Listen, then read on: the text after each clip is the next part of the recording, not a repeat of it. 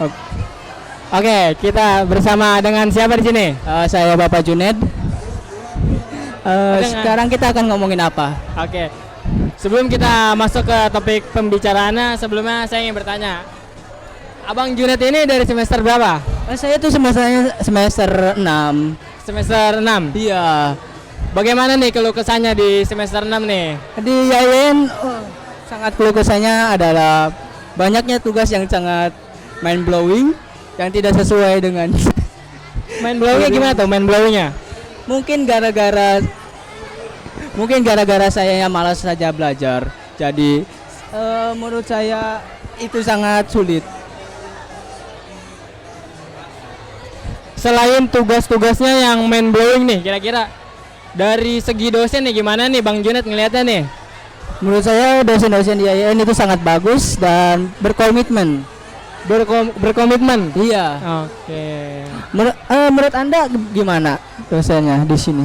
Kalau menurut saya sendiri ya, dosen-dosen di UIN SSC ini sangat kompeten.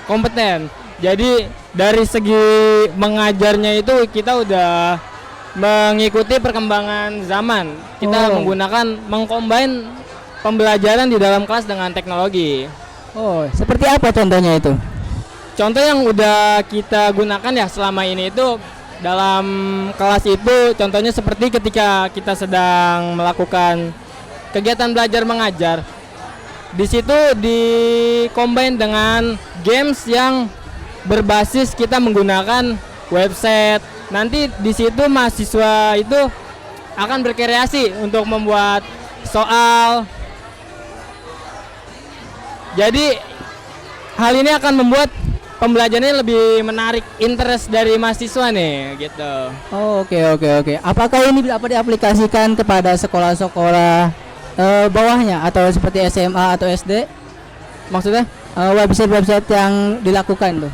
Inovasinya maksudnya. yang kita gunakan saat ini. Iya. Buat website yang udah kita gunakan nih, contohnya kita ada GameKit.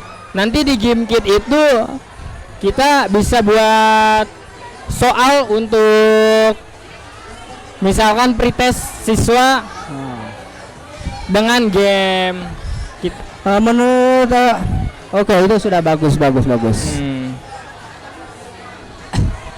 Oke, saya ingin menanyakan pengalaman Anda di Cirebon. Bagaimana? Iya, Pengalaman saya di Cirebon ya.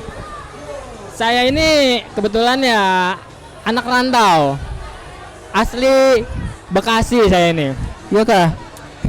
Dari SMA lanjut lulus langsung ke Cirebon karena keterima di UIN SSC ini. Oh, ada kultur shock apa yang Anda rasakan di Cirebon ini? Culture shocknya di Cirebon ini ya dari segi bahasa sih menurut saya. Bahasa Mas? Seperti Iya. apa? Di Cirebon ini unik, punya bahasa Cirebon sendiri dia. Jadi misalkan kayak di penghujung katanya itu pasti ditambahin kayak iya tah, iya je. Nah, gitu. Apakah di Bekasi tidak ada? Oh, beda di Bekasi nggak ada. Kalau Bang Junet sendiri gimana nih? Dari mana? Saya dari Majalengka. Majalengka. Gimana? Culture shock yang dirasakan di Cirebon? Panas. Di sini sangat derajatnya mungkin sangat tinggi, jadi membuat saya sangat kepanasan. Ini juga panas nih. Oh, bukannya di Bekasi lebih panas? Bisa dibilang 11-12 Bekasi sama Cirebon. Cuman dari pengalaman pribadi Cirebon lebih panas. Oh, Baru oke. kedua Bekasi. Iya. Gitu. Sekarang tinggal di daerah mana Cirebonnya? Kalau boleh Sekarang tahu. ini saya tinggal di daerah Tuparep. Saya ini sebagai mahasiswa juga sambil bekerja. Jadi Oh. tinggal di tempat Iya. kerja. Kok kalau boleh tahu bekerja sebagai apa? Saya bekerjanya itu di bidang peternakan dalam mengembangkan membudidayakan ikan betutu namanya. Ikan ini jarang dikenal orang. Wah. Cuman harganya ini di pasaran itu tinggi. Oh, kira-kira berapa ya itu kalau jual sekalinya tuh? Buat harga per kilonya ini dia Kalau sudah mencapai 1 kilo per ekor bisa sampai ke harga 150 sampai 300 ribu dia per Wah, kilo. Waduh, itu lumayan sekali ya. Betul, kenapa makanya saya memilih membudidayakan ikan betutu ini karena walaupun bisa dibilang buat membudidayakannya dari mulai kecil sampai panen itu memang cukup sulit dan membutuhkan waktu yang cukup lama. Namun sebanding dengan harganya. Oke, berarti Bapak ini bisnisnya bisnis betutu ya? Ya. Ada pandangan kedepannya gimana tentang bisnis betutu itu? Pandangan kedepannya menurut dari saya ini kebetulan saya ini dari jurusan tadris bahasa Inggris. Oke, siap. Nah, buat pengembangan bisnis yang saya lakukan ini planning saya ke depannya ini bakal melakukan impor ke luar negeri. Tentunya bahasa Inggris ini sangat berguna. Kira-kira untuk, Oke. melakukan komunikasi dengan orang-orang luar. Oh. Jadi selaras dengan pendidikan dan pekerjaan yang saya lakukan. Oke. Itu prospektif untuk berapa tahun kalau bisa sampai sebegitu?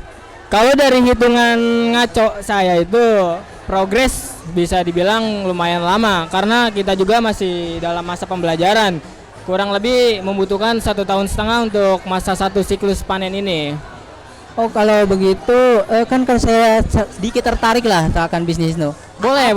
Apa kendalanya yang paling sering Anda hadapi lah dalam kendalanya? Dari sekarang ini kendala yang saya hadapin dalam proses pembudidayaan ikan ini agak lumayan banyak masalah sih. Karena saya masih belajar ya. Jadi saya itu mulai dari yang kecil, sedang dan size yang besar ikannya. Oke. Nah, buat ikan ukuran size besar ini dia karena udah memiliki badan yang cukup besar, jadi dia buat menghadapi lingkungan tempat tinggal dia tuh lebih kuat dibanding yang kecil. Yang kecil ini banyak yang ya masih mati sehari 1, sehari 2 gitu. Terima kasih untuk Bapak Junet. Assalamualaikum warahmatullahi wabarakatuh. Waalaikumsalam warahmatullahi wabarakatuh.